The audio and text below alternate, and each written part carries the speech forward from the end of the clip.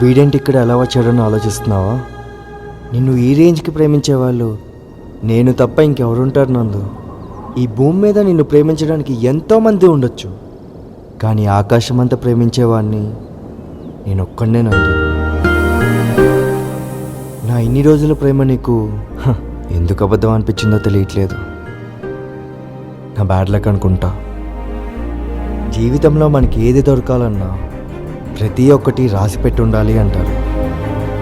బహుశా నువ్వు నాకు కావాలని ఆ దేవుణ్ణి అడగలేదనుకుంటా, కానీ వచ్చే జన్మలో అడిగొస్తావు. అడిగి రావడం మాత్రమే కాదు, నువ్వే కావాలని రాయించుకొని వస్తాను నందు.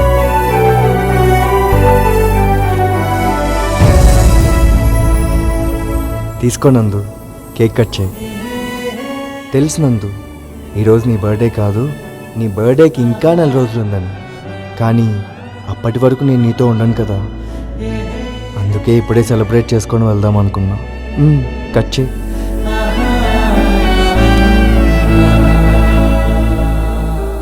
Happy birthday to you, happy birthday to you, happy birthday dear నందు, హ్యాపీ బర్త్డే టు యూ.